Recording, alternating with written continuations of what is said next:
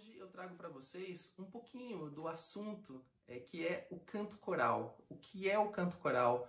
Como se dá a prática de canto coral? Um assunto que eu sou um eterno, pelo qual assim eu tenho uma paixão enorme pelo fato também de ter sido o ponto inicial, né, da minha trajetória musical.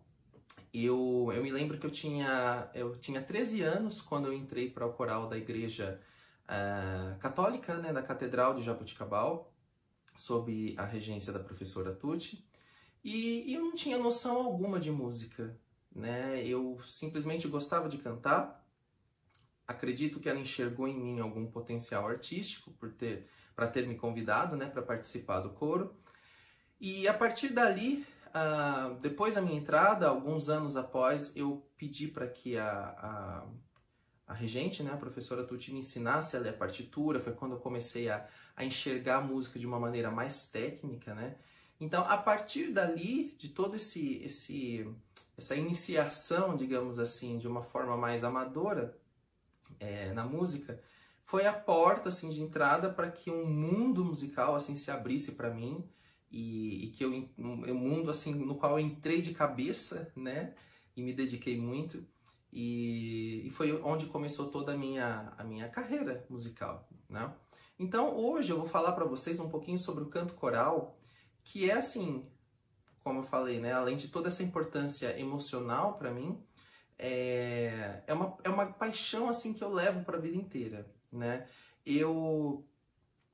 Quando eu decidi tornar a música, né, fazer da música a minha profissão, eu cursei uma faculdade, né? Cursei uma faculdade de piano na USP. Depois eu cursei uma faculdade de canto, bacharelado em canto também na USP. E depois o meu mestrado na Unicamp em cravo, né? E depois fui para a Austrália continuar estudando música e tudo mais.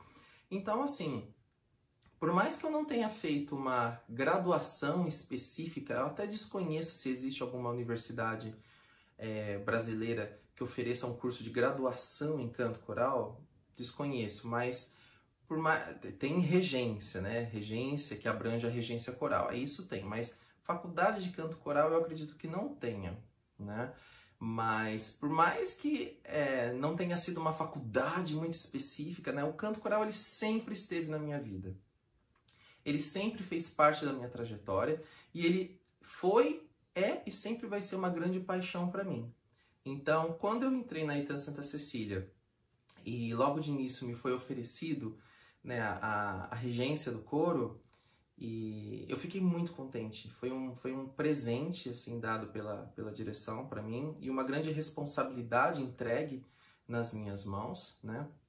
Mas eu fiquei muito contente com esse convite porque era a oportunidade de eu continuar mais uma vez trabalhando com essa prática pela qual eu sou tão apaixonado, né? O canto coral ele sempre esteve presente assim na minha vida, até mesmo como fim lucrativo também, né? Além de todas as aulas de piano e tudo mais. Durante algum tempo eu fui regente do coro da Caixa Econômica Federal de Ribeirão Preto, fui regente assistente do coro da Orquestra Sinfônica de Ribeirão Preto. Então, assim, depois em Sydney, na Austrália, eu fui coralista de uma igreja anglicana, e que inclusive tinha um coro profissional, eles eram pagos, né? Então, assim, o coral sempre esteve presente. Talvez em alguns momentos assim, não como um fator assim, né, principal no palco, digamos assim, na cara do gol, né? Mas estava lá assim, de backstage, assim, sempre ali, né? Então, é com muito prazer que eu vou falar sobre o canto coral com vocês hoje. Eu fiz algumas anotações para eu não deixar passar nada. Não são tão não é um assunto tão técnico, tá? É um assunto abrangente, são só mesmo... É um vídeo, digamos assim, de curiosidades a respeito do canto coral para vocês. Então eu fiz algumas anotações só para não me perder no conteúdo, ok? Então, assim, o coro, né? Quando a gente fala canto coral, o canto coral é a prática de cantar, né? De um coro, né? A gente pode falar tanto coro como coral, né? O coro... na verdade, a própria palavra, né, coro significa grupo, quórum, né? é grupo. Então, na definição assim da palavra, um coro, ele é um grupo, né, de pessoas onde todos cantam. E os registros iniciais, assim, onde mostram onde surgiu essa prática, eles são muito antigos. Existem alguns registros dessas pinturas rupestres em cavernas, né? Inclusive, há uma pintura na caverna de Cogul, da Espanha, que data do período neolítico, ou seja, lá ainda na Idade da Pedra, né? Que onde tem lá uma pintura, né? Uma pintura rupestre, e parece com um ritual. Há um animal, há pessoas em volta, e pela disposição das figuras, tudo indica que essas pessoas estavam cantando ou entoando alguma coisa, né? Então, assim, o canto coral, ele sempre teve essa conotação de grupo, né? Sempre teve essa coisa do social, né? De várias pessoas agrupadas por um propósito em comum, que é o canto.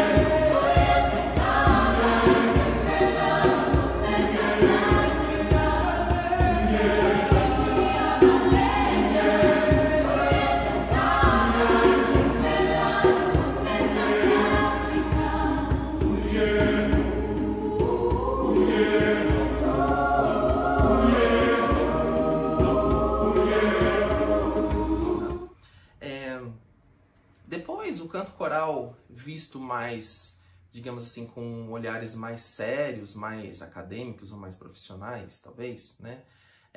Eles datam já aí um pouquinho após o nascimento de Cristo, né? Os primeiros registros de canto coral, registro, né? Porque assim, quando a gente fala registro, é porque existe um documento, né? Mas antes de existir esse documento, significa então que muito antes já era feito, né? E os primeiros documentos de canto coral, principalmente ligados ao cristianismo, né, eles datam do século X, depois do nascimento de Cristo, né? E isso aí no período, pra gente, né, na música, é o período medieval, Idade Média, né, onde muitas pessoas conhecem o canto gregoriano, o tão famoso canto gregoriano, né? Que na verdade é um grupo de pessoas cantando a uma única voz, né? Uma mesma altura, mas já é uma prática de coro, de certa forma, né? E a partir dali várias experiências polifônicas, né, foram acontecendo, e lá algumas décadas, digamos assim, de anos depois, né? O coral, por exemplo, no período renascentista, ele já está estabelecido, com as vozes divididas e tudo mais, né? Então, foi um processo até se chegar nessa prática do canto coral mais consolidada, tá? Então, primeiro assim, as pessoas elas cantam, elas gostam de cantar, elas gostam de se unir, né, para cantar. E então existem alguns corais que não são profissionais, são corais amadores, que é o caso, por exemplo, do coral Anjos e Vozes, do qual eu sou regente, né, o coro da Etan Santa Cecília, né, que é um coro formado por pessoas da comunidade. Existem os alunos do curso técnico que acabam cursando para validar a disciplina de canto coral, mas a princípio o coral Anjos e Vozes ele é formado por pessoas, né, cantores da comunidade, pessoas que gostam de cantar.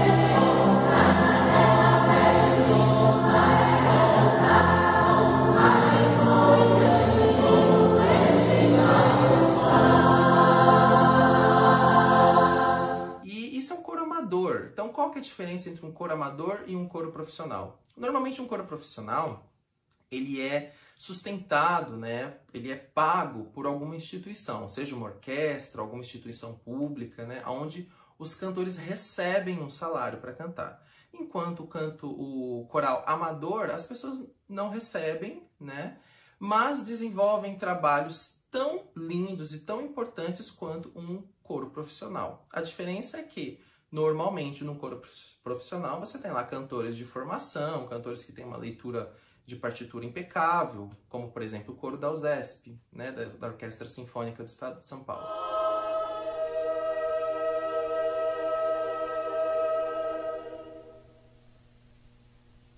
E um coro amador, ele é formado por pessoas comuns, que às vezes não sabem nem ler partitura, né? Então aprende às vezes de ouvido ou por imitação e tudo mais, mas acabam desenvolvendo um trabalho de tão qualidade quanto um coro profissional.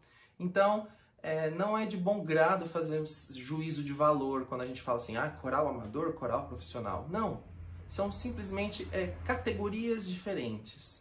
Ok? Não são nomenclaturas para fazer juízo de valor, certo? Então, existem os corais amadores e profissionais. Dentro desses corais, normalmente os corais profissionais, eles são formados por adultos, como eu disse, pessoas já formadas em canto e tudo mais. Corais amadores, existem diversas modalidades. A gente tem coro feminino somente, temos coro masculino, temos coro infantil, temos coro infanto-juvenil, temos coro juvenil, temos coro de idosos, enfim, corais de empresas, onde as empresas contratam um regente de coro para formar um grupo ali de canto, né, um coral com os funcionários da empresa. Existem diversas modalidades de coral, né, quando a gente fala de coro amador, ok?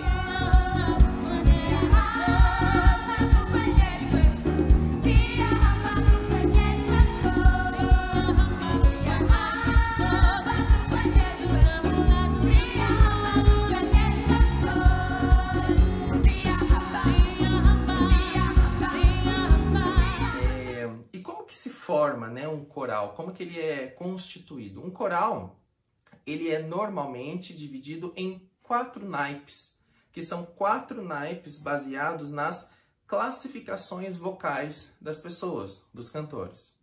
As classificações vocais são, das vozes femininas, as vozes mais agudas são os sopranos, das vozes médias temos contraltos, das vozes soprano seria a voz aguda feminina e os contraltos seriam as vozes graves femininas. Aí temos os tenores, que seriam os cantores de voz masculina aguda, e os baixos, os cantores de voz masculina grave. Então, a gente costuma dizer que é um SATB, sopranos, altos ou contraltos, tenores e baixos. Essa é a divisão comum, é a divisão, digamos, trivial de um coral. Ok? Subdivisões podem existir. Às vezes um compositor ele escreve 2 linhas de soprano e uma de contralto, uma de tenor, 2 de baixo. Isso pode variar. Mas o esqueleto mais comum de uma formação, né, de coro é o SATB, que são as 4 vozes.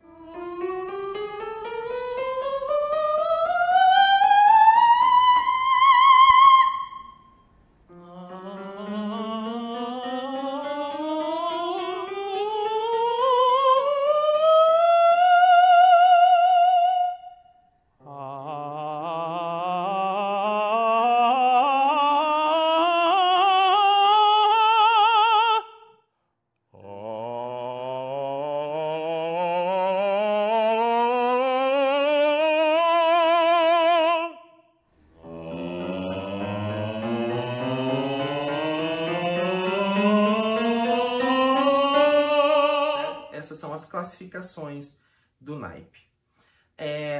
Dentro dos corais existem algumas técnicas vocais. É complicado quando a gente fala de técnica vocal para coro, porque cada um tem uma... Como a voz, né, trata-se de um instrumento interno e muito individual e pessoal, além de toda uma base que é que tem as raízes assim na própria anatomia corporal, né? Então a voz ela é um instrumento assim muito delicado para se tratar quando a gente vai falar de técnica vocal, para ser tratado em grupo, porque cada um tem uma situação, cada um tem uma vivência. Então, quando a gente vai falar de técnica vocal aplicada pura, né, o ideal é que a gente trabalhe com esses cantores de forma individual. Mas existem também técnicas vocais que são aplicadas para os corais, que são, por exemplo, os aquecimentos ou os chamados vocalizes, né? Existem alguns vocalizes que são escritos especialmente para coro e eles servem como igual um corredor. Quando ele vai correr lá a maratona dele, tem todo uma espécie, uma sequência, né? Uma série de exercícios, tal, de relaxamento, porque ele vai trabalhar com músculos, então ele precisa estar aquecido para correr. Cantar é igual, né? As nossas pregas vocais, né? As chamadas cordas vocais, elas são também músculos, né? Eu não sei se vocês já tiveram curiosidade, mas são duas pregas, né? São dois músculos que eles se encostam e abrem, né? Aqui. E então eles precisam, como são músculos, precisam também estarem aquecidos. Então existem algumas técnicas que eu vou mostrar aqui nos vídeos para vocês também para coral, ok?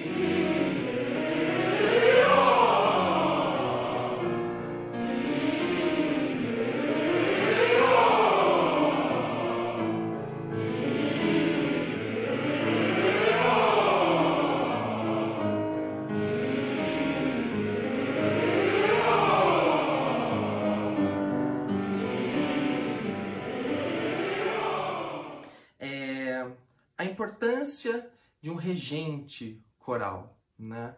O regente, ele é o dirigente, né? Em alemão eles falam Dirigent, né? Que é a pessoa que conduz o grupo.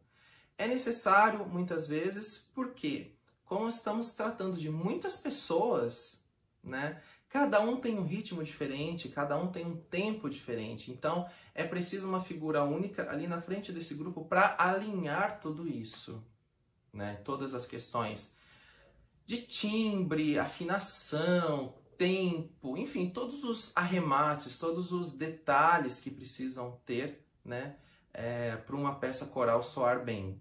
Então, o regente ele é de extrema importância pro coro, porque é a pessoa que alinha, né, que faz, digamos, a coisa acontecer de forma mais uniforme, mais unificada, certo? Porque assim, existem as modalidades de coral. Quando a gente fala de canto coral, existe a modalidade acompanhada, né, um coro onde as vozes são acompanhadas, seja por orquestra ou por piano, enfim. E também existe a prática de coro a capela. A expressão a capela significa que este coro ele vai cantar sem acompanhamento instrumental. Então é de extrema importância que exista um regente ali na frente, primeiro para ele dar a afinação, né? Porque cada grupo, cada naipe vai estar cantando uma nota diferente, pertencente ao acorde, à harmonia. E então o regente ele dá essas notas, né? A afinação, depois dá as entradas, né? Quando um coro canta com orquestra e tudo mais, o coro acaba ficando na mão do regente da orquestra, né? Mas quando a situação é só coro a capela, que seria o coral solista, né? Ou então um coro acompanhado por um piano e tal, é necessário, é de extrema importância que tenha um regente coral, certo?